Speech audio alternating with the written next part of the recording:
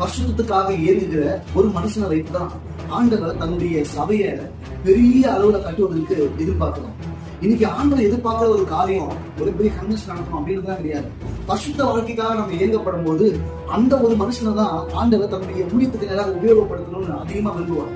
ஏசாயா தீர்க்கதரிசி உங்களுக்கு தெரியும், எவ்வளவு பெரிய தீர்க்கதரிசி சொன்னாலும் அது கண்டிப்பா நிறைவேறும் அப்படின்றது ஜனங்களுக்குள்ள ஒரு நம்பிக்கை.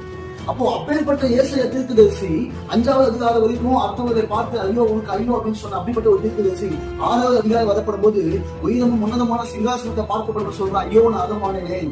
என்ன காரியம்?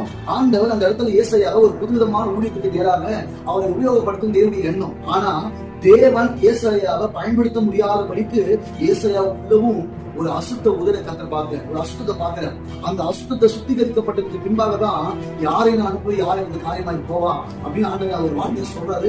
அதுக்கப்புறம் ஏசாயா நான் போகிற ஆண்டவர் அப்படின்னு சொல்றாரு. நல்லா யோசிச்சு பாருங்க, ஏசாயா கிட்டேயே ஆண்டவர் அவனை உபயோகப்படுத்த முடியாதபடிக்கு ஒரு அசுத்தத்தை பார்க்க முடியாதுதான் நீங்களும் நானும்.